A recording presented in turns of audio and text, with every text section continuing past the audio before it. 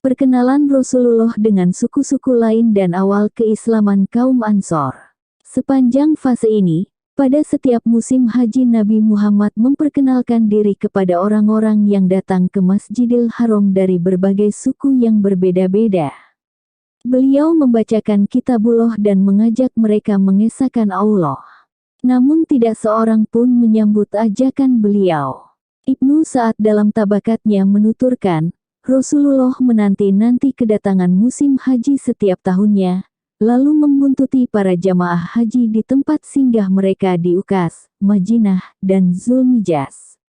Beliau memohon bantuan perlindungan mereka agar dapat menyampaikan risalah Tuhannya dengan imbalan masuk surga. Namun beliau tidak mendapatkan seorang pun yang sudi menolongnya. Ketika bertemu mereka, beliau bersabda, "Wahai orang-orang, ucapkanlah la ilaha illallah, niscaya kalian beruntung dan dengannya kalian menguasai bangsa Arab dan menundukkan bangsa Ajam. Jika kalian beriman kalian akan menjadi raja-raja di surga." Di sisi lain Abu Lahab yang terus mengawasi gerak-gerik Nabi menimpali ucapan beliau dengan mengatakan, "Jangan turuti kata-katanya, karena dia murtad dan pembohong." Orang-orang menolak Rasulullah dengan kasar dan sebagian mereka menyakiti beliau. Ibnu Ishaq meriwayatkan dari Az-Zuhri bahwa Nabi Muhammad datang menemui Bani Amir bin Saksa'ah, lalu mengajak mereka kepada Allah Subhanahu wa Ta'ala dan meminta jaminan perlindungan. Lantas salah seorang di antara mereka, Bahirah bin Firas berkata, "Demi Allah, seandainya aku mengambil pemuda Quraisy ini, pastilah dengannya aku bisa mengalahkan bangsa Arab." Kemudian dia bertanya, "Bagaimana jika kami berbayat kepadamu untuk membelamu, kemudian Allah memenangkanmu atas lawanmu, apakah kami akan menggantikanmu berkuasa setelah kau meninggal?" Nabi Muhammad menjawab, "Kekuasaan ada di tangan Allah, Dia menyerahkannya kepada siapa saja yang Dia kehendaki." Pemuda itu pun berkata, "Kau pikir kami sudi mengorbankan leher-leher kami kepada bangsa Arab demi membelamu, tetapi setelah Allah memenangkanmu, lantas kekuasaan diserahkan kepada selain kami tidak membutuhkan tawaranmu." Tahun ke-11 kenabian, Rasulullah menawari berbagai suku untuk membela dan melindunginya, sebagaimana yang beliau lakukan setiap tahun. Ketika berada di Aqobah, yakni antara Mina dan Makkah tempat melempar jumrah Aqobah, Nabi Muhammad bertemu dengan sekelompok orang dari suku Khazraj yang dikehendaki kebaikan oleh Allah. Beliau bertanya, "Siapa kalian?" Mereka menjawab, "Kami orang Khazraj." "Apakah kalian sekutu kaum Yahudi? Maukah kalian duduk dan berbincang?"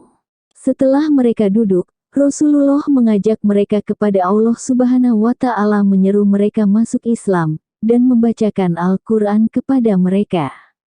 Salah satu faktor yang mempengaruhi mereka sehingga mau menerima Islam adalah kedekatannya dengan kaum Yahudi. Sudah diketahui bahwa kaum Yahudi adalah ahlul kitab dan dikenal sebagai kelompok yang berilmu. Apabila terjadi pertentangan atau peperangan antara Yahudi dan pribumi Madinah, orang Yahudi kerap mengancam, "Sekarang akan muncul seorang nabi, setelah sekian lama tidak ada nabi yang diutus. Kami akan mengikutinya. Bersama sang nabi itu kami akan menumpas kalian, seperti ditumpasnya kaum Ad dan Iram." Tatkala Rasulullah berbicara dan mengajak mereka masuk Islam, mereka saling berpandangan lalu berkata, "Ketahuilah demi Allah, inilah nabi yang kerap disebutkan kaum Yahudi untuk mengancam kita.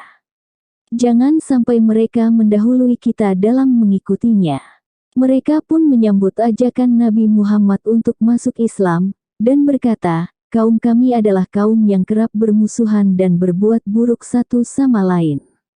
Semoga Allah mempersatukan mereka melalui dirimu. Kami akan menemui mereka dan mengajak mereka untuk mengikutimu. Kami juga akan menawari mereka agama yang telah kami terima ini. Jika Allah mempersatukan mereka di bawah kepimpinanmu maka tidak ada orang yang lebih perkasa daripada engkau." Kemudian mereka pulang dan berjanji kepada Rasulullah untuk bertemu lagi pada musim haji berikutnya. Baiat Aqobah pertama. Selama tahun itu, tersebarlah Islam di Madinah. Pada musim haji berikutnya, 12 laki-laki Ansor datang menemui Rasulullah di Aqobah. Inilah bayat Aqobah pertama. Mereka berbaiat kepada Rasulullah seperti butir-butir bayat perempuan, yakni tidak berbaiat untuk perang dan jihad. Bayat perempuan adalah bayat yang terjadi pada tahun kedua setelah penaklukan kota Mekah di atas Bukit Safa, setelah dilakukannya bayat laki-laki. Peserta bayat Aqobah pertama ini antara lain Asad bin Zurarah, Rafi bin Malik, Ubadah bin As-Samit dan Abu Al-Haytham bin At-Tihan. Ubadah bin As-Samit meriwayatkan peristiwa ini. Jumlah kami 12 orang laki-laki. Rasulullah bersabda kepada kami, marilah berbaiat kepadaku untuk tidak menyekutukan Allah dengan apapun, tidak mencuri, tidak berzina, tidak membunuh anak-anak kalian, tidak berdusta untuk menutup-nutupi apa yang ada di depan atau di belakangmu, dan tidak membangkang perintahku dalam perkara yang patut. Barang siapa memenuhi bayatnya maka pahalanya terserah kepada Allah. Barang siapa melanggar sesuatu dari bayatnya, lalu dihukum di dunia maka hukuman itu menjadi kafarah penebus dosa baginya. Barang siapa melanggar sesuatu dari bayatnya, lantas Allah menutupi aibnya, maka urusannya terserah kepada Allah apakah mengazabnya ataukah memaafkannya. Maka kami berbaiat kepada beliau untuk semua itu. Sebelum mereka pulang ke Madinah, Rasulullah menugaskan Mus'ab bin Umair untuk pergi bersama mereka guna membacakan Al-Quran, mengajari mereka tentang Islam, dan membantu mereka memahami agama. Karena tugas inilah, Mus'ab bin Umair dijuluki Mukri al-Madinah, yakni pembaca Al-Quran bagi Madinah. Petikan pelajaran. Apakah Anda memperhatikan bagaimana awal mula perkembangan dakwah Rasulullah setelah sekian tahun kenabiannya? Kesabaran dan kerja keras telah membuahkan hasil. Ladang dakwah mulai tumbuh subur memberikan panenan yang menggembirakan. Namun, perlu diperhatikan secara saksama sebelum membahas hasil yang menggembirakan ini tabiat kesabaran Nabi Muhammad yang sangat besar ketika menghadapi semua kesulitan dan penderitaan. Kita sudah menyaksikan bahwa Nabi Muhammad tidak hanya berdakwah kepada kaumnya Quraisy yang tidak jemu-jemu menimpakan derita dan siksaan. Nabi Muhammad terjun menemui berbagai suku yang datang dari luar Makkah, dari segala penjuru daerah, pada setiap musim haji. Beliau menawarkan diri sebagai pemandu mereka sambil mengajak mereka mengambil komoditi agama dan harta karun tauhid. Beliau mondar-mandir ke sana kemari melakukan itu tanpa seorang pun menyambut seruannya. Imam Ahmad penyusun kitab As-Sunan, dan juga Al-Hakim meriwayatkan dan menyebutnya sebagai hadis sahih bahwa Rasulullah memperkenalkan dirinya kepada orang banyak pada musim haji, lalu bertanya, adakah orang yang sudi menghantarkanku kepada kaumnya? Sebab kaum Quraisy melarangku menyampaikan wahyu Tuhanku. Demi Allah, 11 tahun Rasulullah berjuang menghadapi berbagai rintangan dan penderitaan yang sangat berat tanpa mengenal istirahat dan ketenangan. Setiap saat kaum Quraisy terus mencari peluang untuk menyakiti bahkan membunuh beliau. Namun semua itu tidak mengendurkan tekadnya, tidak pula melemahkan semangat dan perjuangannya. 11 tahun Rasulullah menderita keterasingan di tengah kaum dan komunitasnya sendiri, dan di antara suku-suku yang ada di sekitar Mekah. Namun beliau tidak berputus asa dan tidak jemu. Semua itu tidak mempengaruhi tekadnya dan tidak mengurangi kedekatannya kepada Allah. 11 tahun Rasulullah berjihad dan bersabar di jalan Allah. Semua itu merupakan harga dan jalan bagi tumbuh kembang Islam yang sangat pesat ke seluruh penjuru bumi. Di hadapannya, runtuhlah kekuatan Romawi, takluklah kebesaran Persia, dan melelehlah segala sistem sosial dan peradaban di sekitarnya. Tanpa jihad, kesabaran, dan jerih payah itu, sebenarnya mudah bagi Allah untuk menegakkan sendi-sendi masyarakat Islam. Namun inilah sunatullah yang berlaku pada hamba-hambanya. Dia menghendaki agar penghambaan kepadanya terwujud pada diri mereka secara sukarela, didorong tekad dan perjuangan mereka sendiri. Penghambaan ini tidak akan terwujud tanpa kerja keras dan pengerahan segala kemampuan. Setiap saat Rasulullah harus menyaring mana orang-orang yang jujur dan mana orang-orang yang munafik. Penghambaan beliau kepada Allah tidak terwujud tanpa penderitaan dan kematian sebagai syahid. Tidaklah adil jika manusia memperoleh laba tanpa mengeluarkan modal. Oleh karena itu, Allah menugasi manusia dua hal, yaitu menegakkan syariat Islam dan komunitas Islam, serta melaksanakan tugas pertama itu melalui jalan yang penuh duri dan tanjakan, bukan jalan yang lempang dan landai. Kini, marilah kita cermati buah yang mulai muncul pada penghujung tahun ke-11 kenabian. Pertama, buah yang dinanti-nantikan ini justru datang dari luar Quraisy, jauh dari kaum Rasulullah sendiri, padahal beliau telah bergaul dan hidup di tengah mereka sekian lama. Mengapa seperti itu? Saya sudah menandaskan di awal buku ini bahwa kebijaksanaan Allah yang hebat telah menetapkan agar dakwah Islam menempuh jalan yang tidak menimbulkan sedikit pun keraguan pada diri orang yang berakal sehingga ajaran Islam mudah diimani dan tidak ada percampuran antara dakwah Islam dan berbagai propaganda lain. Oleh karena itu, hikmah ilahi menghendaki Rasulullah menjadi seorang tuna aksara, tidak bisa baca tulis. Karena itu pula beliau diutus di tengah umat yang tuna aksara dan tidak pernah mengadopsi peradaban lain, dan tidak dikenal memiliki peradaban atau kebudayaan tertentu. Juga karena itulah Allah menjadikan beliau sebagai contoh ideal akhlak yang mulia, amanah, dan kesucian. Kebijaksanaan Allah pula yang menetapkan bahwa para penolong Rasulullah yang pertama berasal dari luar lingkungan dan kaumnya agar tidak ada yang berprasangka bahwa dakwah Rasulullah hanyalah propaganda nasionalisme yang didorong ambisi komunitas dan lingkungannya. Faktanya, ini merupakan bukti terbesar bagi siapapun yang mau mencermati bahwa pertolongan ilahi senantiasa menyertai dakwah Nabi Muhammad agar tidak ada celah serangan sedikit pun bagi orang-orang yang gemar menyebarkan keraguan. Inilah yang dinyatakan salah seorang penulis asing dalam buku Hadir Alam Al-Islami karya Theodor Lothrop Stoddard. Sang editor menulis, para orientalis yang berusaha mengkritik sirah Nabi hanya dengan metodologi Eropa selama 3 abad lebih, terus mengkaji dan meneliti agar dapat merusak sirah Nabi yang telah disepakati kebanyakan ulama. Setelah usaha pengkajian dan penelitian yang sangat lama dan mendalam, seharusnya mereka sudah berhasil menghancurkan pendapat dan riwayat-riwayat yang masyhur tentang sirah Nabi. Namun, mereka sama sekali tidak berhasil memantapkan sesuatu yang baru dan mengubah kesepakatan para ulama. Bahkan apabila kita perhatikan berbagai pandangan baru yang ditampilkan para orientalis Perancis, Inggris, Jerman, Belgia, dan Belanda, yang kita temukan hanyalah pertentangan. Masing-masing mereka saling mengemukakan pendapat yang bertentangan satu sama lain.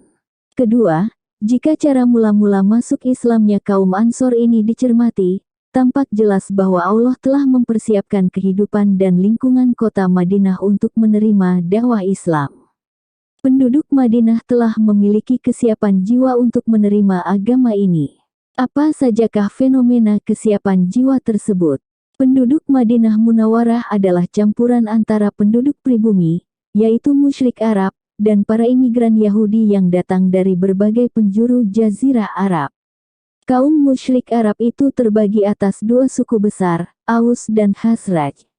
Sementara kaum Yahudi terbagi atas 3 suku, Bani Quraizah, Bani Nadir, dan Bani Qainuqa. Kaum Yahudi sudah lama terus melakukan tipu daya sehingga menerbitkan kedengkian dan permusuhan antara suku Aus dan Khazraj, sampai-sampai sesama Arab itu saling bunuh dalam sejumlah peperangan yang sengit dan tak berkesudahan. Muhammad bin Abdul Wahab dalam buku Mukhtasar Sirah Rasulullah berkata, perang berlangsung di antara mereka selama 120 tahun. Dalam peperangan yang panjang ini, masing-masing suku Aus dan Khazraj bersekutu dengan salah satu suku Yahudi.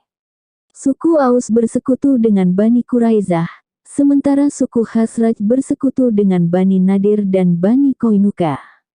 Pertempuran terakhir di antara mereka adalah Perang Buats, yang terjadi hanya beberapa tahun sebelum hijrah. Perang itu sangat besar dan menewaskan beberapa orang pemimpin mereka. Selama masa itu, setiap kali terjadi perselisihan antara Arab dan Yahudi, kaum Yahudi mengancam orang Arab bahwa sudah dekat masa datangnya seorang nabi, dan mereka akan menjadi pengikutnya, dan bersamanya mereka akan menumpas orang Arab itu sebagaimana ditumpasnya kaum Ad dan Iram. Keadaan ini membuat penduduk Madinah selalu mengharapkan kedatangan agama ini, dan ingin agar keutamaan agama ini bisa mempersatukan barisan mereka, mengembalikan kekuatan mereka, dan menghapus segala perselisihan di antara mereka. Inilah salah satu kondisi yang disiapkan Allah bagi Rasul-Nya, sebagaimana yang dikatakan Ibnul Qayyim dalam Zat al-Ma'ad. Untuk itulah disiapkan kondisi bagi beliau hijrah ke Madinah, tempat yang ditetapkan oleh kebijaksanaan Allah sebagai titik tolak penyebaran Islam ke seluruh penjuru dunia. Ketiga, dalam Baiat Aqobah pertama, beberapa pemuka Madinah sudah masuk Islam. Bagaimanakah rupa keislaman mereka? Apa saja batas tanggung jawab yang dibebankan Islam kepada mereka? Kita telah menyaksikan bahwa keislaman mereka bukan sekadar mengucapkan dua kalimat syahadat. Keislaman mereka memadukan ketetapan hati dan pengucapan lisan kedua kalimat tersebut, kemudian keharusan berbaiat yang diterima Rasulullah. Dengan begitu, mereka siap mewarnai perilaku mereka dengan Islam, berpegang teguh pada aturan, akhlak, dan semua prinsip Islam. Beliau menerima baiat mereka untuk tidak menyekutukan Allah dengan apapun, tidak mencuri, tidak berzina, tidak membunuh anak-anak mereka, tidak berdusta untuk menutup-nutupi apa yang ada di depan atau di belakang mereka, dan tidak membangkang Rasulullah dalam segala kepatutan yang beliau perintahkan. Inilah rambu-rambu terpenting komunitas Islam yang Rasulullah ditugaskan untuk mendirikannya. Sebab tugas Rasulullah bukan hanya mengajari manusia dua kalimat syahadat lantas membiarkan mereka melafalkannya berulang-ulang sementara mereka tetap melakukan kezaliman, penyimpangan, dan berbuat kerusakan. Memang benar, seseorang disebut muslim setelah mempercayai dua kalimat syahadat, menghalalkan yang halal, mengharamkan yang haram, dan mempercayai segala kewajiban. Namun perilaku yang didasari kepercayaan pada keesaan Allah dan kerasulan Nabi Muhammad merupakan kunci sekaligus sarana untuk membangun komunitas manusiawi, mewujudkan segala aturan dan prinsipnya, serta menjadikan keputusan hukum dalam segala urusan sebagai wewenang Allah semata. Iman pada keesaan Allah dan kerasulan Nabi Muhammad harus disempurnakan dengan iman pada keputusan Allah dan keharusan mengikuti syariat serta undang-undangnya. Anehnya, ada saja orang yang terpengaruh dan terbius oleh sistem dan hukum buatan manusia. Alih berterus terang menolak Islam, mereka justru berusaha tawar-menawar dengan Allah pencipta alam semesta. Tawar-menawar mereka adalah dengan membagi-bagi sejumlah aspek sosial antara mereka dan Islam. Maka, bagian Islam dari masyarakat adalah masjidnya dan segala aspek ibadah. Sedangkan bagian mereka dari masyarakat adalah aturannya, perundang-undangannya, dan akhlaknya, yang bisa mereka ubah dan mereka ganti sesuka hati. Andaikan para pengaku Tuhan dan para pemberontak itu, yang kepada mereka diutus para rasul lantas mereka tidak mempercayai kerasulan, menyadari ada solusi yang aneh itu, tentu mereka tidak segan-segan menerima Islam. Karena dengan begitu, mereka tidak dituntut untuk melepaskan kekuasaan dan kewenangan mereka dalam membuat aturan dan undang-undang. Dan tentulah mereka tidak merasa berat untuk memberikan kompensasi berupa kata-kata yang mereka rapalkan berulang-ulang dan ritual yang memuluskan jalan mereka. Namun mereka tahu bahwa agama ini mewajibkan mereka pertama-tama agar masuk ke dalam aturan dan hukum baru, bahwa syariat dan hukum itu adalah wewenang Allah semata. Oleh karena itu, mereka menentang Allah dan Rasul-Nya, dan keberatan untuk mengumumkan penyerahan diri mereka pada agama Allah Subhanahu wa Ta'ala. Guna menerangkan hakikat ini dan mewanti-wanti jangan sampai orang memahami Islam hanya sebagai rangkaian ucapan dan ritual, Allah berfirman, apakah kamu tidak memperhatikan orang yang mengaku dirinya telah beriman kepada apa yang diturunkan kepadamu dan kepada apa yang diturunkan sebelummu? Mereka hendak berhakim kepada togut, padahal mereka telah diperintah mengingkari togut itu. Dan setan bermaksud menyesatkan mereka dengan sejauh-jauh penyesatan. Quran Surah An-Nisa ayat 60. Keempat, tidak perlu disangsikan lagi bahwa Rasulullah adalah orang yang ditugasi memikul beban dakwah kepada agama Allah, karena beliau adalah utusannya bagi seluruh manusia. Maka beliau harus menyampaikan dakwah Tuhannya. Namun, apa hubungan antara para pemeluk agama Islam dan beban dakwah ini? Jawaban pertanyaan ini Anda temukan dalam penugasan Mus'ab bin Umair oleh Rasulullah untuk pergi ke Madinah dan mengajari penduduk di sana tentang Islam, membacakan Al-Quran, hukum-hukumnya, dan mengajarkan mereka sholat. Mus'ab bin Umair menyambut perintah Rasulullah dan segera berangkat dengan senang hati. Tiba di sana, dia langsung menjalankan tugasnya, mengajak warga Madinah masuk Islam, membacakan Al-Quran kepada mereka, dan menyampaikan hukum-hukum Allah kepada mereka. Ada orang yang datang menemuinya sambil membawa tombak untuk membunuhnya.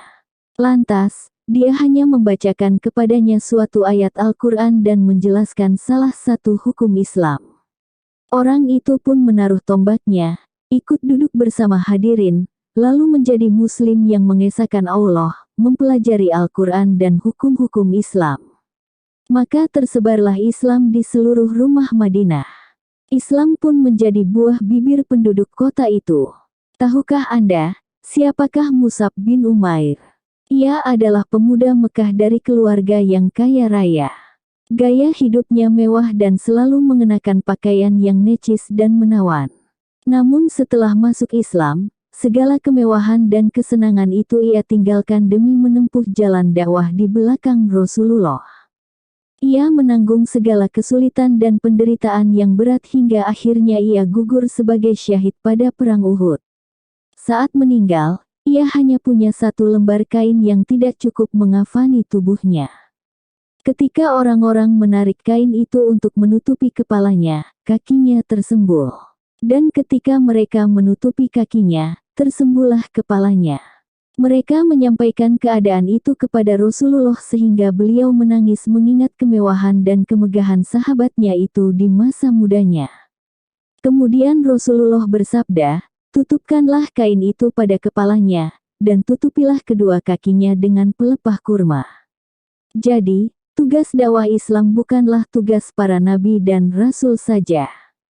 Juga bukan hanya tugas para pengganti dan ahli waris mereka.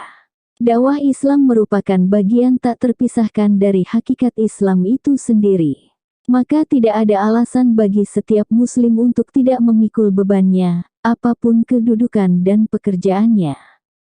Sebab, hakikat dakwah Islam tidak lain adalah amar ma'ruf nahi munkar, yang meliputi seluruh makna jihad dalam Islam. Anda juga sangat mengetahui bahwa jihad merupakan salah satu kewajiban setiap muslim. Maka Anda dapat mengetahui bahwa istilah Rijaluddin, yakni pembela agama, menjadi kehilangan arti jika hanya ditujukan pada kalangan tertentu di antara kaum muslim. Pasalnya, setiap orang yang memeluk Islam berarti telah berbaiat kepada Allah dan Rasul-Nya untuk berjihad demi agama ini, baik laki-laki maupun perempuan, baik orang berilmu maupun orang bodoh, apapun kondisi dan kedudukannya. Sebab, setiap muslim adalah pembela agama ini. Allah telah membeli jiwa dan harta mereka dengan surga agar mereka menegakkan agamanya dan membela syariatnya. Sudah dimaklumi bahwa semua ini tidak ada kaitannya dengan penelitian dan ijtihad yang menjadi tugas khusus para ulama untuk menjelaskan hukum agama kepada kaum muslim dan mencari solusi atas berbagai masalah kehidupan mereka, berdasarkan nas syariat Islam yang baku sepanjang zaman. Baiat Aqobah kedua. Mus'ab bin Umair kembali ke Mekah pada musim haji berikutnya bersama serombongan besar kaum muslimin Madinah. Mereka berangkat menyusup di tengah jamaah haji kaum musyrik. Muhammad bin Ishaq meriwayatkan dari Ka'ab bin Malik. Kami berjanji kepada Rasulullah untuk bertemu di Aqobah pada pertengahan hari tasyrik. Usai ibadah haji, di malam yang telah dijanjikan, kami tidur bersama rombongan kami. Saat larut malam tiba, kami bangun dan pergi sembunyi-sembunyi untuk menemui Rasulullah hingga akhirnya kami tiba di sebuah jalan dekat Aqobah. Pada waktu itu jumlah kami 70 orang laki-laki dan 2 orang perempuan, yaitu Nusaibah binti Ka'ab dan Asma bin Adi. Di jalan itulah kami berkumpul menunggu Rasulullah hingga beliau datang bersama pamannya, Abbas bin Abdul Muthalib. Orang-orang berkata, terimalah dari kami apapun yang kau suka bagi engkau dan Tuhanmu. Maka Rasulullah berbicara, membacakan Al-Quran, mengajak kepada Allah, dan mengajak orang untuk masuk Islam, kemudian bersabda, aku membayat kalian untuk membelaku seperti kalian membela istri-istri dan anak-anak kalian. Lantas Al-Bara bin Makrur menjabat tangan Nabi Shallallahu Alaihi Wasallam seraya berucap, ya, demi Dia yang mengutusmu membawa kebenaran sebagai Nabi, kami benar-benar membelamu seperti kami membela diri kami sendiri. Bayatlah kami wahai Rasulullah, karena kami demi Allah adalah ahli perang dan ahli senjata secara turun-temurun. Saat Al-Bara masih berbicara, Abu Al-Haytham bin Tihan menukas, wahai Rasulullah, kami terikat suatu perjanjian dengan orang Yahudi, dan perjanjian itu akan kami putuskan. Jika kami lakukan itu, lantas Allah memenangkanmu, apakah engkau akan kembali kepada kaummu dan meninggalkan kami? Rasulullah pun tersenyum lalu bersabda, darah kalian adalah darahku, negeri kalian adalah negeriku. Aku adalah bagian dari kalian dan kalian adalah bagian dariku. Aku akan memerangi siapa saja yang memerangi kalian, dan aku akan berdamai dengan siapa saja yang berdamai dengan kalian. Kemudian beliau melanjutkan, hadapkanlah kepadaku 12 orang nakib perwakilan kalian untuk mewakili kaumnya. Mereka pun menunjuk 9 orang dari suku Khazraj dan 3 orang dari suku Aus. Kepada ke-12 nakib itu Rasulullah bersabda, kalian bertanggung jawab atas kaum kalian, seperti para Hawariyun, yakni 12 murid Nabi Isa alaihi salam bertanggung jawab kepada Nabi Isa putra Maryam. Sedangkan aku bertanggung jawab atas kaumku sendiri, yakni kaum muslim asal Mekah para muhajirin. Orang pertama yang maju untuk membayat Rasulullah adalah Al-Bara bin Makrur, kemudian diikuti semua orang Madinah. Seusai kami berbayat, beliau bersabda, kembalilah ke perkemahan kalian. Lantas Abbas bin Ubadah bin Niflah berkata, demi Allah yang mengutusmu membawa kebenaran, jika engkau mau, kami siap menyerang penduduk Mina dengan pedang-pedang kami esok hari. Rasulullah menukas, kita belum diperintahkan untuk itu. Kembalilah ke perkemahan kalian. Maka kami kembali ke kemah kami dan tidur hingga pagi. Keesokan paginya beberapa orang Quraisy menemui kami dan berkata, wahai kaum Khazraj, kami diberitahu bahwa kalian telah datang menemui musuh kami itu, yakni Muhammad dan hendak membawanya pergi dari kami, dan kalian akan berbaiat kepadanya untuk memerangi kami.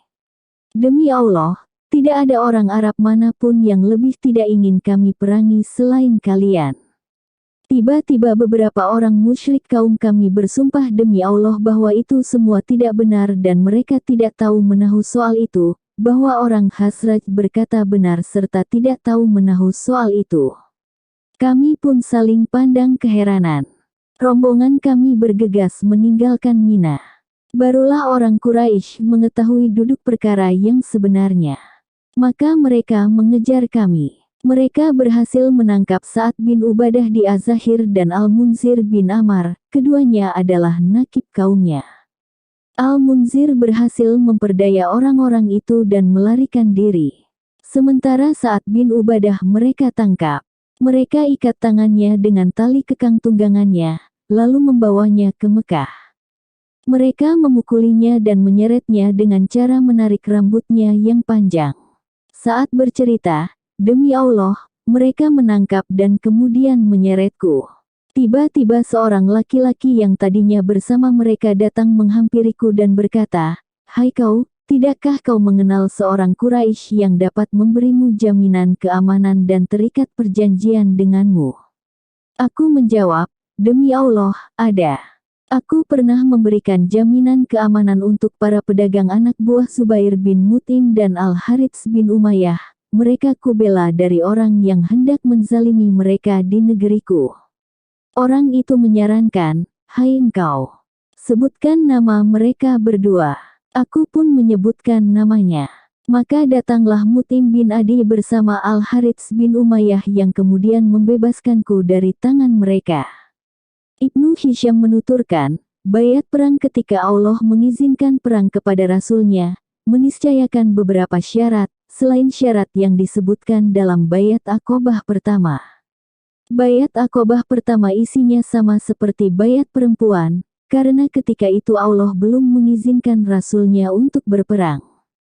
Ketika Allah telah mengizinkan Rasulullah berperang dan melakukan bayat Aqobah kedua guna memerangi orang Arab dan non-Arab, beliau menerima bayat itu, menyerahkan kaum itu kepada Tuhannya, dan menjanjikan surga sebagai imbalan kesetiaan mereka. Ubadah bin As-Samit bercerita, "Kami berbaiat perang kepada Rasulullah untuk mendengar dan patuh, baik di waktu susah maupun senang, tidak akan merebut wewenang dari orang yang berhak, mengucapkan kebenaran dimanapun, dan tidak takut terhadap cacian siapapun di jalan Allah." Ayat pertama yang turun tentang izin perang bagi Rasulullah adalah firman Allah. Telah diizinkan berperang bagi orang yang diperangi, karena sesungguhnya mereka telah dianiaya.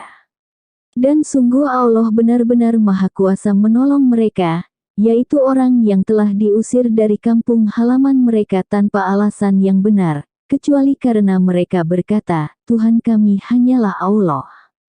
Dan sekiranya Allah tiada menolak keganasan sebagian manusia dengan sebagian lain, tentu telah dirobohkan biara-biara Nasrani, gereja-gereja, rumah-rumah ibadah Yahudi dan masjid-masjid, yang di dalamnya banyak disebut nama Allah.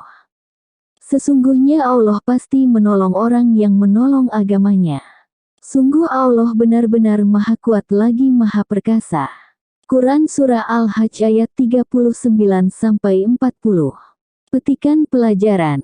Bayat Aqobah kedua ini intinya bersesuaian dengan bayat Aqobah pertama, karena keduanya berupa pernyataan masuk Islam di hadapan Rasulullah dan berjanji untuk mendengar dan patuh, berbuat tulus demi Allah serta mentaati perintah Rasul-Nya.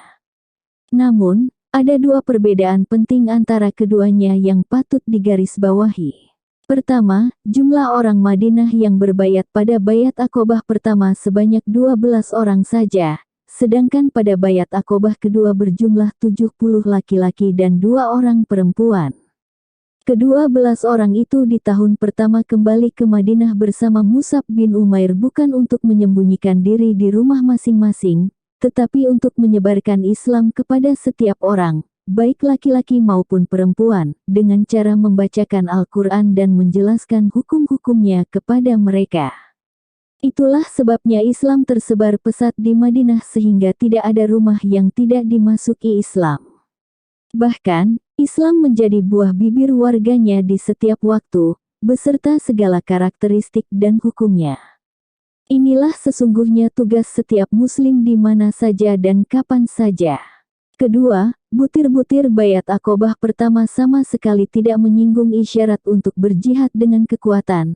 Sedangkan bayat Aqobah kedua mengandung isyarat, bahkan penegasan, tentang perlunya jihad dan membela Rasulullah dan dakwahnya dengan segala sarana. Kedua bayat ini berbeda karena para peserta bayat pertama pulang ke Madinah seraya berjanji kepada Rasulullah untuk datang lagi pada musim haji tahun berikutnya sambil membawa lebih banyak kaum muslim untuk memperbarui janji dan bayat mereka. Oleh karena itu, tidak ada hal yang mengharuskan bayat itu untuk perang, selama belum diizinkan, dan selama para peserta bayat itu akan bertemu kembali dengan Rasulullah untuk kedua kalinya. Maka bayat Aqobah pertama merupakan bayat sementara, karena terbatas pada beberapa butir janji, yaitu butir-butir baiat kaum perempuan. Adapun baiat Aqobah kedua merupakan landasan hijrah Rasulullah ke Madinah. Oleh karena itu, baiat ini mengandung prinsip-prinsip yang akan dilegalkan setelah beliau hijrah ke Madinah, yang utamanya adalah jihad dan penegakan dakwah dengan kekuatan. Ini sudah menjadi hukum meskipun legalisasinya belum diizinkan oleh Allah di Mekah. Namun Allah telah mengilhamkan Rasul-Nya bahwa itu akan dilegalisasikan tidak lama kemudian. Dari sini kita dapat mengetahui bahwa perang baru dibolehkan setelah Rasulullah hijrah ke Madinah. Inilah kesimpulan yang tepat, tidak seperti yang disalahpahami dari penuturan Ibnu Hisham bahwa perang dilegalisasikan sebelum hijrah, yaitu pada baiat Aqobah kedua. Padahal butir-butir baiat itu tidak mengandung pasal atau butir yang mengisyaratkan perang. Nabi Muhammad mengambil baiat jihad itu dalam konteks masa depan, ketika kelak beliau hijrah kepada mereka dan tinggal di tengah mereka.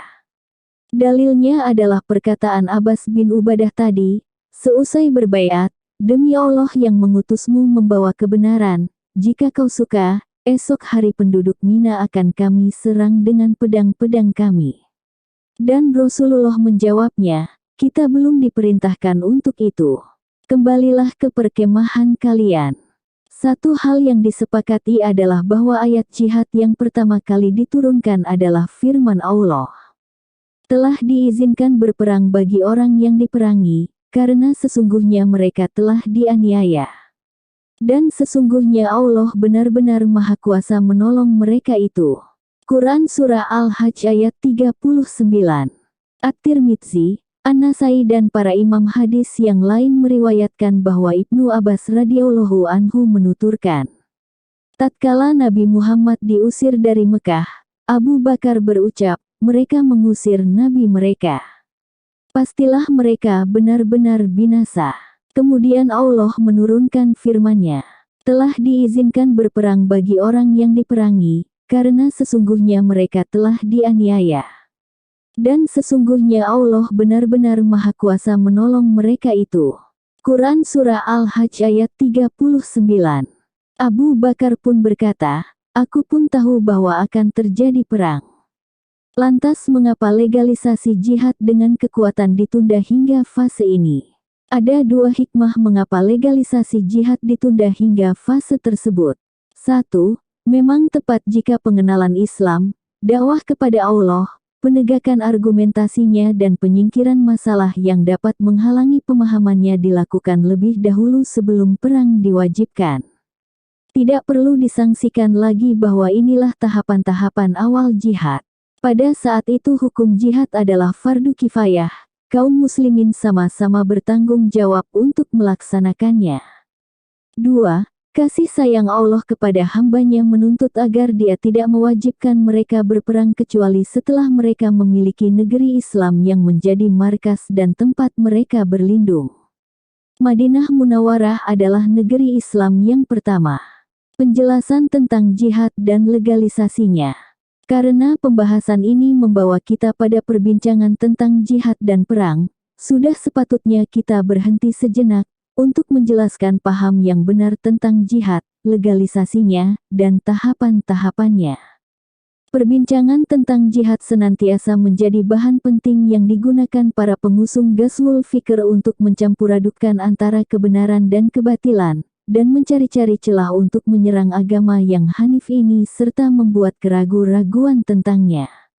Anda tidak akan heran melihat betapa besar perhatian yang mereka curahkan pada tema legalisasi jihad, karena Anda tahu bahwa salah satu rukun Islam yang paling berbahaya dan menakutkan dalam pandangan musuh-musuhnya adalah jihad.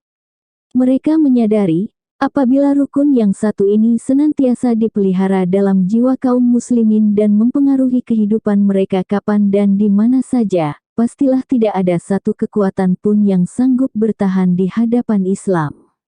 Oleh karena itu, segala upaya yang dilakukan untuk menghentikan penyebaran Islam dimulai dari titik ini.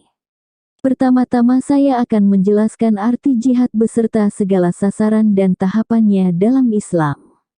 Kemudian saya akan menerangkan berbagai kesalahan yang disusupkan dalam pengertian jihad, beserta segala pembagiannya yang dipaksakan tanpa dasar. Arti jihad adalah mengerahkan kerja keras demi meninggikan kalimat Allah dan membangun masyarakat Islam.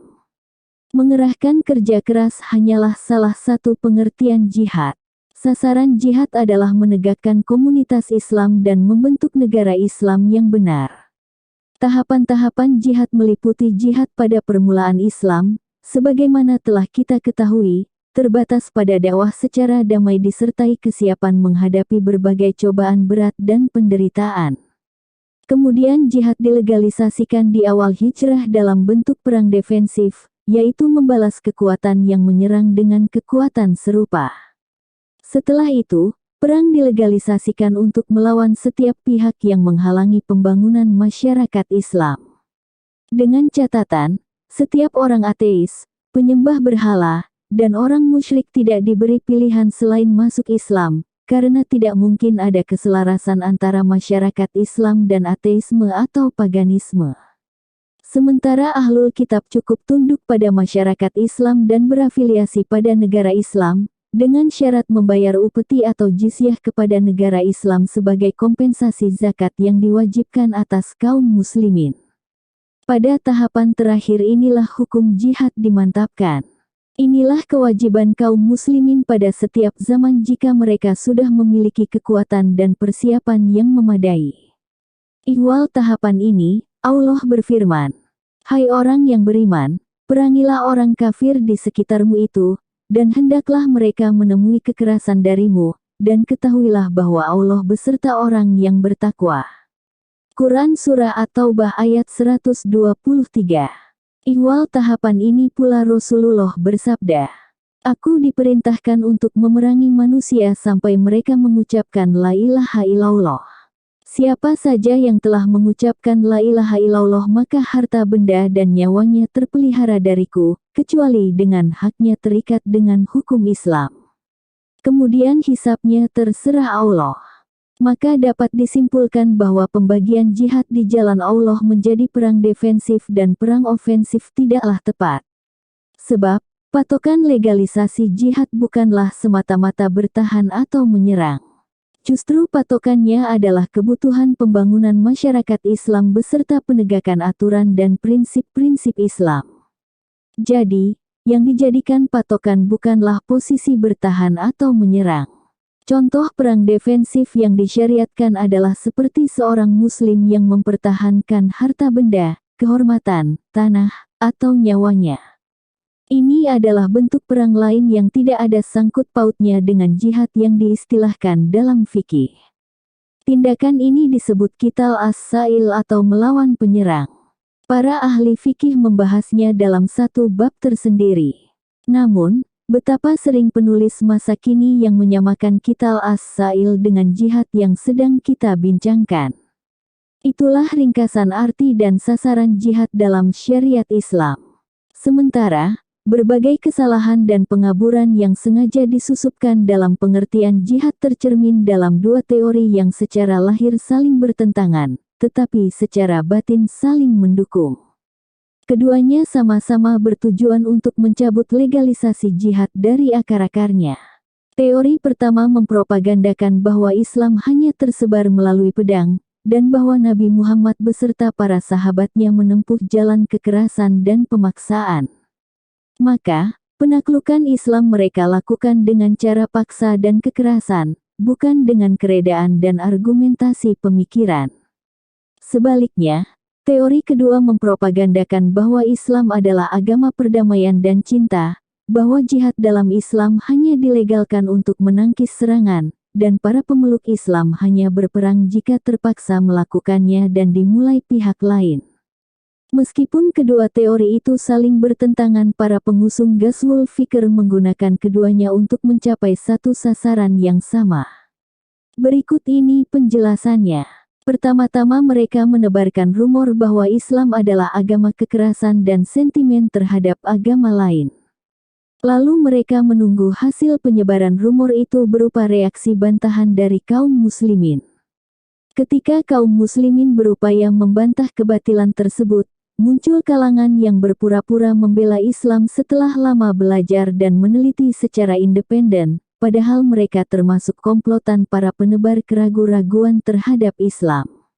Mereka membantah tuduhan itu dengan mengatakan, Islam bukanlah agama pedang, panah, dan kekerasan seperti yang mereka katakan. Sebaliknya Islam adalah agama cinta dan perdamaian. Dalam Islam, jihad hanya disyariatkan ketika terpaksa untuk menangkis serangan. Pemeluk Islam tidak dimotivasi untuk berperang selama masih ada jalan perdamaian. Pembelaan terpuji ini disambut hangat sekian lama oleh kaum muslimin yang berpikiran sederhana, yang geram lantaran kezaliman kelompok pertama. Demi membela Islam, mereka mendukung dan menegaskan pembelaan kelompok kedua itu. Mereka juga mengemukakan bukti demi bukti bahwa Islam benar-benar seperti yang dikatakan kelompok kedua, yakni agama damai yang hanya bermasalah dengan pihak lain jika diserang di perkarangan rumahnya, dan diusik ketenangannya. Kaum muslimin yang berpikiran sederhana itu luput memperhatikan bahwa keadaan itulah yang diharapkan para pengusung Ghazwul Fikr. Itulah sasaran utama yang dirahasiakan kedua kelompok penebar kebatilan tersebut. Tujuan mereka adalah menempuh aneka sarana yang sudah dikaji, yang berujung pada penghapusan paham jihad dari benak kaum muslimin dan mematikan api jihad dalam dada mereka. Saya mengutip buktinya yang disebutkan oleh sahabat saya, Profesor Dr. Wahbah Az-Zuhaili dalam bukunya Atsar al-Harb fi al-Fiqh al-Islami, dari ucapan seorang orientalis Inggris terkenal, Anderson. Berikut ini penuturan Profesor Dr. Wahbah Az-Zuhaili. Orang Barat, terutama Inggris, takut terhadap munculnya paham jihad di tengah kaum muslimin. Mereka ingin kaum muslimin tidak bersatu menghadapi musuh-musuh mereka. Oleh karena itu, orang Barat berusaha membiasakan konsep penghapusan jihad. Maha benar Allah Subhanahu wa Ta'ala yang berfirman tentang orang yang tidak beriman. Maka apabila diturunkan suatu surah yang jelas maksudnya dan disebutkan di dalamnya perintah perang, kamu lihat orang yang ada penyakit dalam hatinya memandang kepadamu seperti pandangan orang yang pingsan karena takut mati. Quran Surah Muhammad ayat 20. Saya, Wahbah Az-Zuhaili, bertemu dengan seorang orientalis Inggris, Anderson, pada malam Jumat tanggal 3 Juni tahun 1960. Saya menanyakan pendapatnya tentang topik jihad ini. Ia memberi saran agar saya mengatakan bahwa jihad di zaman sekarang hukumnya tidak wajib, mengikuti kaedah hukum berubah seiring perubahan zaman. Sebab, jihad menurutnya tidak sesuai dengan situasi dan kondisi internasional kontemporer, karena kaum muslimin menjadi anggota berbagai organisasi dunia dan terikat dengan aneka perjanjian internasional. Lagi pula, jihad adalah sarana untuk memaksa orang masuk Islam, sedangkan situasi dan kondisi kemerdekaan dan kemajuan akal manusia tidak dapat menerima paham yang dipaksakan dengan kekuatan. Mari kita kembali pada perbincangan tentang Baiat Aqobah kedua. Telah menjadi kehendak Allah bahwa kaum musyrik Mekah pada akhirnya mendengar kabar tentang baiat antara Rasulullah dan kaum muslimin Madinah. Mungkin salah satu hikmahnya adalah untuk mempersiapkan faktor-faktor penyebab hijrahnya Nabi Muhammad ke Madinah. Kita akan membahas di bagian berikutnya bahwa berita yang bocor ke telinga kaum musyrik ini sangat besar dampaknya terhadap tindakan mereka yang lebih menyusahkan Rasulullah hingga mereka bersepakat membunuh beliau. Bagaimanapun, Baiat Aqobah kedua merupakan langkah pertama yang menyiapkan hijrah Nabi Muhammad dan kaum muslimin ke Madinah Al-Munawwarah. Bersambung.